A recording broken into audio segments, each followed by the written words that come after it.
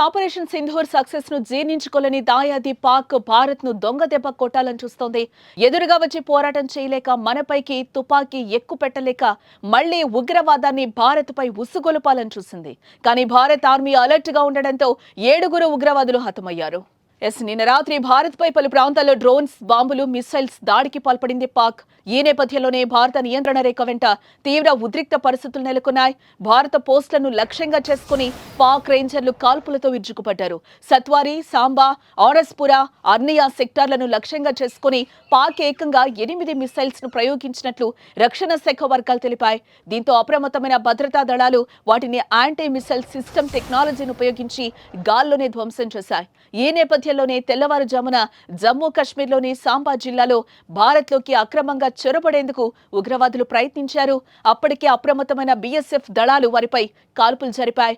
ఈ కాల్పుల్లో మొత్తం 7 ఉగ్రవాదులు అక్కడికక్కడే ప్రాణాలు కోల్పోయారు. సరిహద్దుల్లో పాకిస్తాన్ డ్రోన్లతో దాడులకు పాల్పడిందన్న భారత ఆర్మీ అధికారికంగా ప్రకటించింది.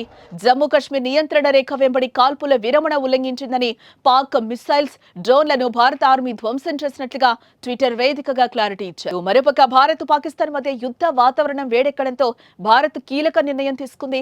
ఇప్పటికే భారత్ సరిహద్దు ప్రాంతాలైన జమ్మూ, పంజాబ్, రాజస్థాన్లలో హై అలర్ట్ ప్రకటించింది.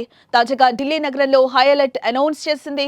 ఇందులో భాగంగా ఇండియా గేట్ వద్ద అధిక సంఖ్యలో భద్రతను పెంచి కట్టుదిట్టం చేశారు. పాక్ తో సరిహద్దు పంచుకుంటున్న రాష్ట్రాల్లో ప్రభుత్వాలు కూడా అప్రమత్తంగా ఉన్నాయి. రాజస్థాన్ లో 1037 కిలోమీటర్ల మేరకు ఉన్న పాక్ సరిహద్దును సీల్ చేశారు. ఎవరైనా సరిహద్దుల వద్ద అనుమానాస్పదంగా వ్యవహరిస్తే కాల్చివేసేలా ఉత్తర్వులు జారీ చేశారు. ఇక భారత వాయుసేన కూడా పూర్తి అప్రమత్తమైంది. అంతేకాకుండా దేశ రాజధాని ఢిల్లీ నుంచి రాకపోకలు సాగించే రవాణా వ్యవస్థను బంద్ చేశారు. రైళ్లు, విమానాలు సహా మరిన్ని వాహనాలను నిలిపివేశారు. ఇందులో భాగంగా ఢిల్లీ నుంచి జమ్మూ వెళ్లే రైళ్లన్నింటినీ బంద్ చేశారు.